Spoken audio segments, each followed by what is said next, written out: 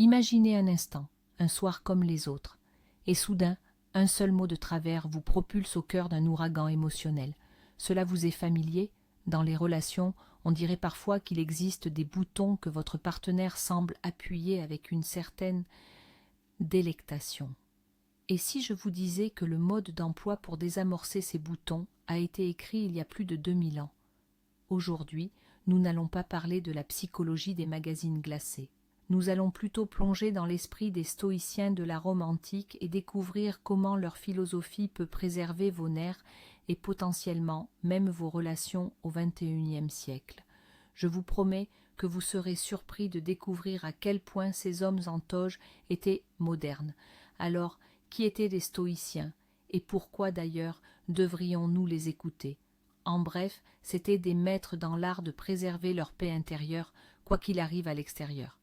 Empereurs, esclaves, généraux, le stoïcisme était une philosophie accessible à tous. Leur idée maîtresse est simple comme bonjour. Nous ne souffrons pas des événements eux-mêmes, mais de l'opinion que nous nous en faisons. Il ne s'agit pas de devenir un robot sans émotion, absolument pas. Il s'agit plutôt de devenir le pilote de vos émotions et non plus leur simple passager. Et maintenant, nous allons voir comment appliquer ce super pouvoir dans la zone la plus turbulente qui soit, l'amour et les relations. On entre tout de suite dans le vif du sujet. Voici le piège le plus courant dans n'importe quelle relation. Votre partenaire fait quelque chose qui vous exaspère. Encore une fois, il n'a pas rangé la vaisselle. Il a oublié votre demande. Il a dit quelque chose de déplacé devant vos amis. Et que ressentez-vous? De l'impuissance, de l'irritation, du ressentiment. Vous avez l'impression de tourner en rond, de vous épuiser à essayer de changer l'autre. Imaginez maintenant qu'un sage s'approche de vous. Pas n'importe quel sage, mais un homme qui fut esclave. Pourtant, par la seule force de son esprit, il est devenu l'un des plus grands philosophes. Son nom est Épictète. Et il vous dit: le problème n'est pas ton partenaire, le problème c'est où tu mets ton attention. C'est lui qui a formulé la première règle d'or du stoïcisme appliquée aux relations. Elle sonne ainsi: divise pour mieux régner. Mais il ne s'agit pas de régner sur l'autre, non. Il s'agit de maîtriser ton propre monde intérieur. Épictète enseignait que tout ce qui existe se divise en deux catégories simples. La première, ce qui est en notre pouvoir. La seconde, ce qui nous échappe absolument. Soyons honnêtes, dans la zone de ce qui nous échappe, il y a presque tout ce qui concerne l'autre, son humeur, ses habitudes forgées au fil des décennies, son passé, ce que sa mère pense de vous, sa réaction à vos paroles. Tenter de contrôler cela, c'est comme essayer de contrôler la météo. Vous dépenserez une énergie folle, vous serez trempé jusqu'aux os et rien ne changera. Alors, qu'est-ce qui est en notre pouvoir? Très peu de choses, mais c'est là l'essentiel. Vos propres pensées, vos propres jugements, vos propres actions, votre réaction face à cette fameuse tasse laissée sur la table. Vous pouvez exploser de colère, ou vous pouvez la ranger calmement et vous dire « ce n'est qu'une tasse, elle ne définit pas notre relation ». Vous pouvez vous vexer des paroles de votre partenaire, ou vous pouvez dire « j'ai trouvé ça désagréable à entendre, parlons-en ». Et c'est là que la véritable magie opère. Dès que vous cessez de vous cogner la tête contre le mur de ce que vous ne pouvez pas changer, une quantité gigantesque d'énergie se libère en vous. Vous cessez de souffrir de vos propres attentes. Le ressentiment disparaît. Pourquoi? Parce que le ressentiment est le résultat de votre jugement selon lequel on vous a traité injustement. Vous commencez à voir la situation clairement. Voici le fait, la tasse est sur la table. Et voici l'histoire que vous vous êtes racontée à propos de ce fait. Il ne me valorise pas, il s'en fiche. Le stoïcien nous apprend à travailler non pas sur le fait, mais sur cette histoire. Attention, cela ne signifie pas qu'il faut tout supporter, bien au contraire. Cela signifie qu'il faut agir depuis votre sphère de contrôle.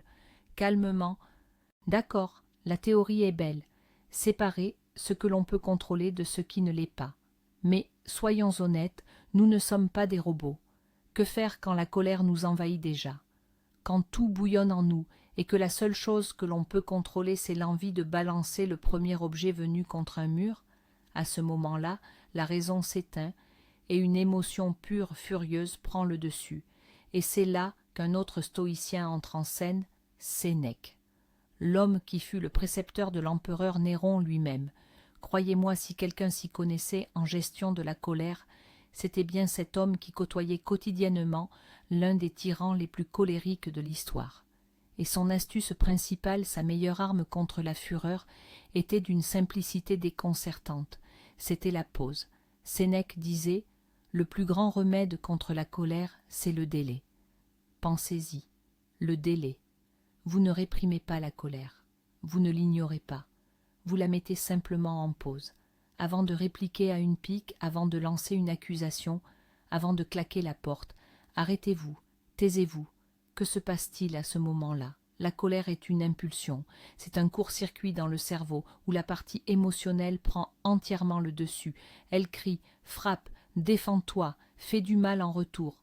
La pause, c'est comme un interrupteur d'urgence. Elle crée un minuscule interstice entre le stimulus, le mot blessant du partenaire, et votre réaction destructrice. Dans cet interstice, dans cette seconde de silence, votre raison a le temps de revenir. Elle a le temps de demander « Qu'est-ce que je vais obtenir avec mes cris? Vais-je résoudre le problème ou simplement l'aggraver? Ce que je veux dire, est-ce la vérité ou juste le désir de blesser plus profondément ?» Sénèque conseillait littéralement « Si vous sentez que vous bouillez, faites un pas en arrière. Allez dans une autre pièce. Dites « J'ai besoin de 5 minutes pour me calmer. » Inspirez profondément. Comptez jusqu'à 10. Faites n'importe quoi pour briser cette chaîne immédiate, action-réaction.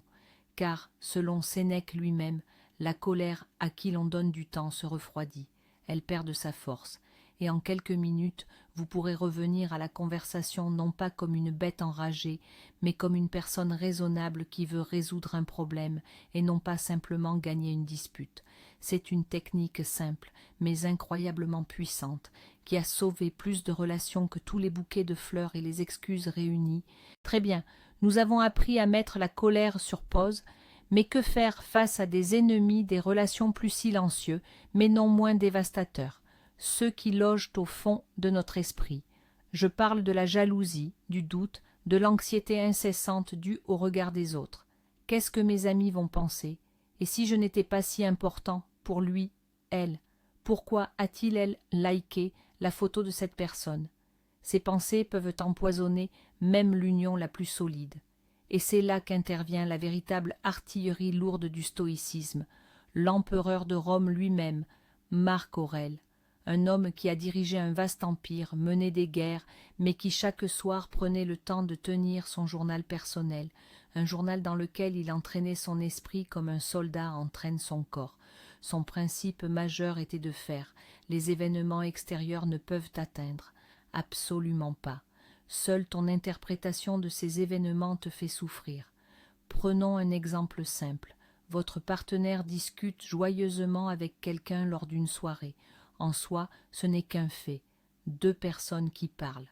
Mais c'est vous, dans votre tête, qui transformez ce fait en tragédie. Vous y apposez des étiquettes. C'est du flirt. Je ne lui suis pas important. Notre soirée est gâchée. Et ce sont ces étiquettes, ces jugements qui vous font souffrir. Non pas la discussion en elle-même, mais votre interprétation. Marc Aurèle se rappelait constamment, si quelque chose te chagrine, ce n'est pas l'événement lui-même qui en est la cause, mais ton opinion à son sujet, et il est en ton pouvoir de changer cette opinion à tout moment. Imaginez quel outil puissant cela représente.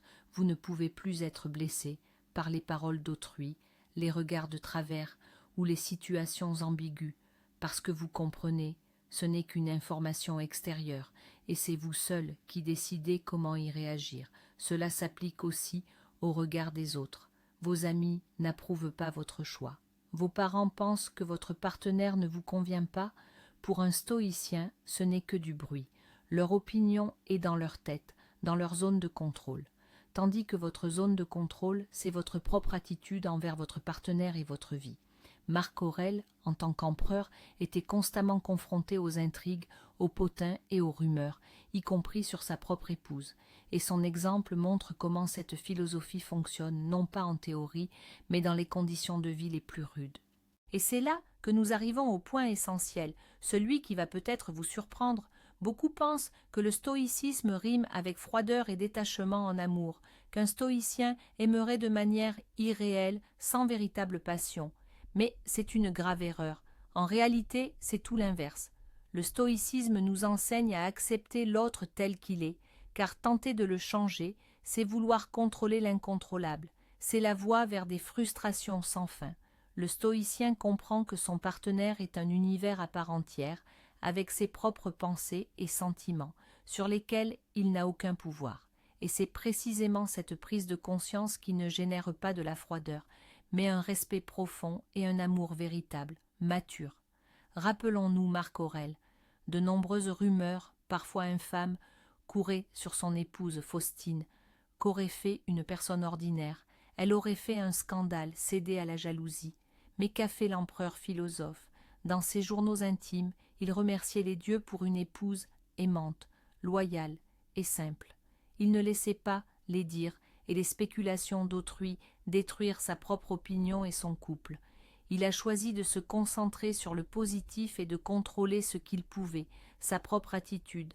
Ce n'est pas une faiblesse, c'est une force intérieure incroyable. En somme, la philosophie stoïcienne en amour n'est pas un moyen de moins ressentir, c'est une manière d'aimer plus intelligemment, plus sereinement et plus solidement. Il s'agit de construire une union non pas sur des montagnes russes émotionnelles, mais sur un fondement solide de respect de soi et de l'autre. Merci d'avoir regardé cette vidéo jusqu'au bout. Si elle vous a fait réfléchir, n'hésitez pas à laisser un like et à vous abonner à la chaîne pour ne pas manquer nos prochaines explorations dans le monde de la sagesse. Et maintenant, une question pour vous. Quel conseil stoïcien vous a semblé le plus pertinent pour les relations modernes? Laissez vos pensées en commentaire, je serai très curieux de les lire.